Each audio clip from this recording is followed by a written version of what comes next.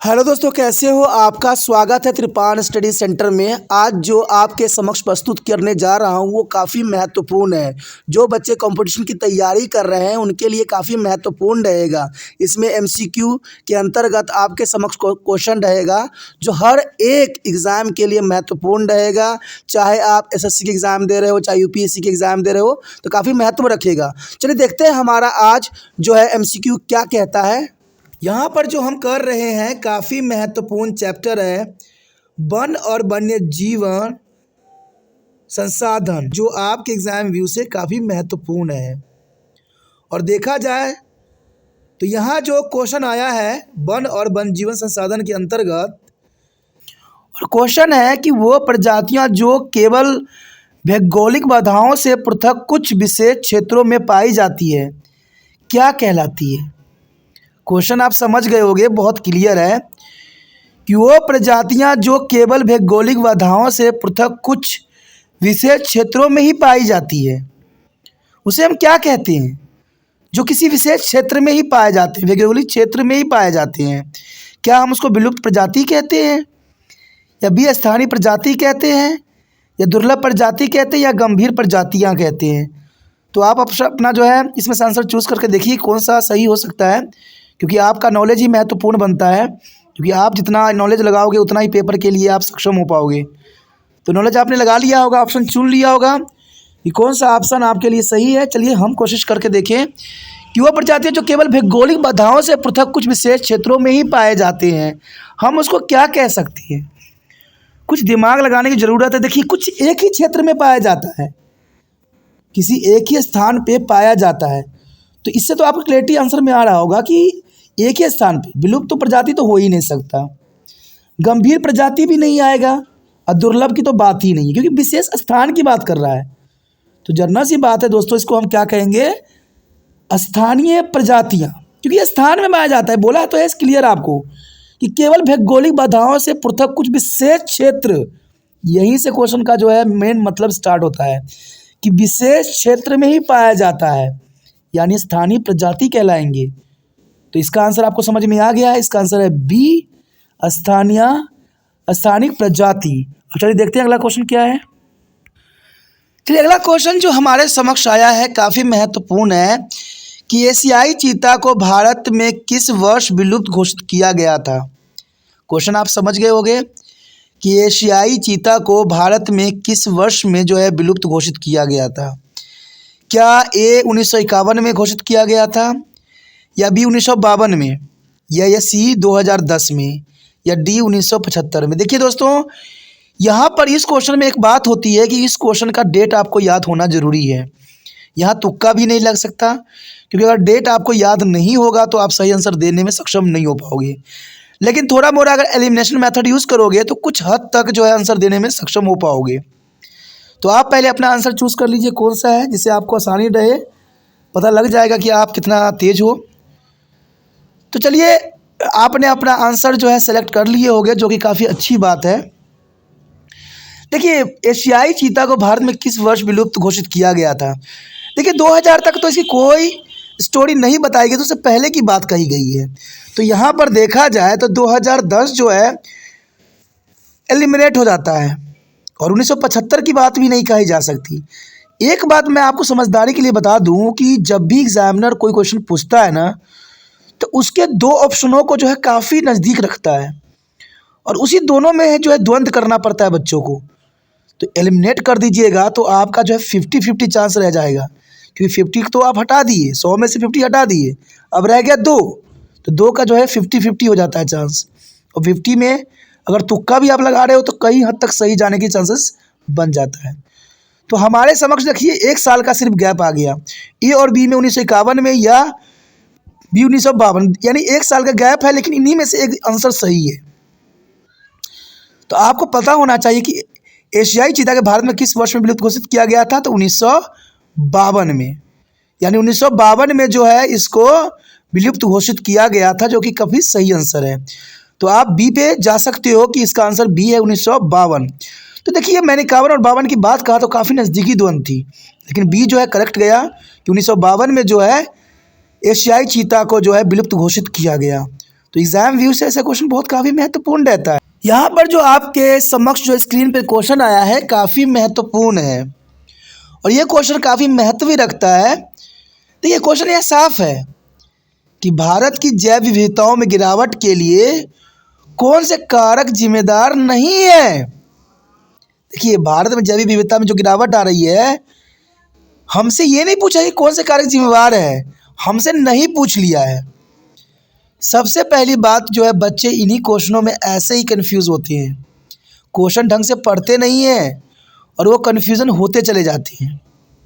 यहाँ क्वेश्चन है कि भारत की जैव विविधताओं में जो गिरावट आ रही है, यानी बायोडाइवर्सिटी में जो डिक्रीजिंग आ रही है, कौन से कारक जिम्मेवार नहीं है। क्वेश्चन समझ में आया। देखिए ए ऑप्शन है खनन गतिविधियाँ, बी है शिकार अवैध शिकार, सी है जंगल की आग, या डी है वन रोपण। इसमें से अगर दिमाग आप लगाइएगा तो कई को जो है ऑप्शन ऐसे एलिमिनेट हो जाता है, लेकिन आप एलिमिनेट करके सही सोचिए क्या है। देखिए जैव विविधता की गिरावट में कौन सा कारक जिम्मेवार नहीं है। खनन गतिविधियां तो है ही है, खनन के कारण जो है बहुत जैव विविधताएं जो है नष्ट होती चली जा रही है। शिकार और अवैध शिकार के कारण जो है कई प्रजातियां जो है हमें विलुप्त हो चुके हैं। और आपको पता है काला हिरन का केस बहुत ही दुर्लभ थी और काला हिरन के केस भी हुई थी और बड़े बड़े एक्टर भी इसमें फंसे थे, तो वो विलुप्त जो हो गए हैं। और जंगल की आग, देखिए जैव विविधता गिरावट में जंगल की आग तो हमेशा लगती रहती है, तो ये जंगल की आग जो है हो सकते हैं क्योंकि इससे क्या है कई जीव जंतु नष्ट हो जाते हैं। तो ये सारे जिम्मेवार हैं, खनन गतिविधियाँ भी जिम्मेवार हैं, शिकार और अवैध शिकार भी जिम्मेवार है और जंगल की आग भी जिम्मेवार है। लेकिन एक ऑप्शन जो है सबसे अलग है, वन रोपण। अरे भाई वन रोपण कैसे जैव विविधताओं के गिरावट के कारण बन सकते हैं। वन जितना हम लगाएंगे उतना जो है जैव विविधताओं को फ़ायदा ही पहुँचेगा, ना कि उनकी जीवन नष्ट होगा। तो यहाँ पर देखिए मैंने कहा ना, एलिमिनेशन मेथड अगर आप सीख लेते हो ना तो कोई भी आंसर आसानी से दे सकते हो। हमारा इस क्वेश्चन का जो आंसर है डी वन रोपण। तो आप समझ गए होंगे इसका आंसर क्या है, डी वन रोपण। अब चलिए देखते हैं हमारा अगला क्वेश्चन क्या है। यहाँ पर जो अगला क्वेश्चन आया है काफ़ी महत्वपूर्ण है और क्वेश्चन है कि निम्नलिखित में से कौन सा पर्यावरण विनाश का प्रत्यक्ष परिणाम नहीं है। क्वेश्चन आप समझ गए होंगे कि निम्नलिखित में से कौन सा पर्यावरण विनाश का प्रत्यक्ष परिणाम नहीं है। अब क्वेश्चन समझ लेना चाहिए आपको कि पर्यावरण विनाश के लिए कौन परिणाम नहीं है जिसके कारण पर्यावरण नष्ट नहीं होती है। तो क्वेश्चन तो बहुत ही क्लियर है, समझ में आ ही गया होगा। ऑप्शन देखिए इसमें है, ए जैविक हानि, बी है सांस्कृतिक विविधताओं का नुकसान, सी है गंभीर सूखा, या डी है नदी घाटी परियोजना। तो आप थोड़ा सा दिमाग लगाइए कि इसका आंसर हो क्या सकता है, क्योंकि आपका ये आंसर सही होगा, ठीक है। क्योंकि मेरे करने से कुछ नहीं होगा, जितना आप कोशिश कीजिएगा तभी आपको फ़ायदा होगा। इसलिए मैं यहाँ पर आंसर शो पहले नहीं कर रहा हूँ। अगर आंसर शो कर लूँगा तो आप तो ऐसे ही अपना दिमाग नहीं लगाइएगा। तो आपने अपना सोच लिया होगा, क्वेश्चन आंसर आपका पता लग गया होगा। चलिए अच्छी बात है। अब देखिए इनमें कौन सा पर्यावरण विनाश का प्रत्यक्ष परिणाम नहीं है। किसके कारण पर्यावरण विनाश नहीं होता है। जैविक हानि के कारण पर्यावरण का नुकसान होता है, इसमें कोई दो राय नहीं है। सांस्कृतिक विविधता का नुकसान भी होने के कारण जो है विनाश नहीं होती है, ठीक है। पर्यावरण विनाश का प्रत्यक्ष परिणाम नहीं, तो ये सांस्कृतिक विविधताओं का नुकसान के कारण पर्यावरण विनाश तो होती है, इसमें कोई दो राय नहीं है, होती ही है, क्योंकि ये गंभीर कारण बनता है। नदी घाटी परियोजना के कारण तो बहुत ही जो है नुकसान होता है पर्यावरण को। आज देखिए नदी घाटी परियोजना के कारण जो है कई क्षेत्र जो है ख़त्म हो गए हैं। अब यहाँ पर एक ही आंसर सबसे अलग बताई गई है, गंभीर सूखा। सूखा से यहाँ पर कोई पर्यावरण विनाश की प्रत्यक्ष परिणाम नहीं हो सकता। तो देखा जाए तो आपका जो यहाँ पर आंसर है सी गंभीर सूखा। तो आप गंभीर सूखा के साथ जा सकते हो। इसका आंसर जो है गंभीर सूखा, यानी मतलब में से कौन सा पर्यावरण विनाश का प्रत्यक्ष परिणाम नहीं है, तो वो है गंभीर सूखा के कारण जो है कोई पर्यावरण का परिणाम जो है विनाश का परिणाम नहीं साबित करता है। तो ये काफ़ी दिलचस्प क्वेश्चन है। बच्चे इसी ऐसे ही क्वेश्चन में जो है कंफ्यूज होते हैं। अब चलिए देखते हैं अगला क्वेश्चन क्या है। यहाँ पर जो हमारा अगला क्वेश्चन आया है काफ़ी महत्वपूर्ण है और क्वेश्चन है कि हमें अपने वनों और वन जीवन को संरक्षित करने की आवश्यकता है। क्यों आवश्यकता है?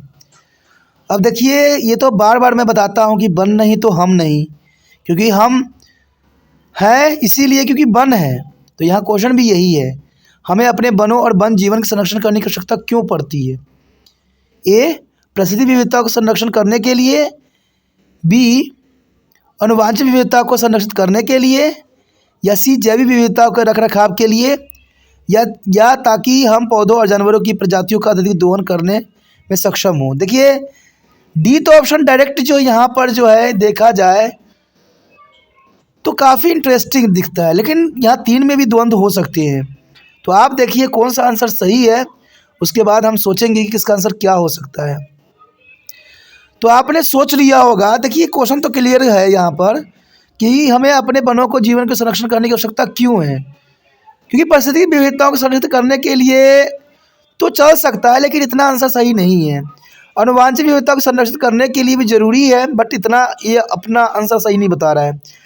जलीय जैव विविधता के रखरखाव के लिए, जलीय, देखिए ये तो बिल्कुल ही एलिमिनेट हो जाता है। जलीय जैव विविधता यहाँ थोड़ी है, हम वन जीवन की बात कर रहे हैं।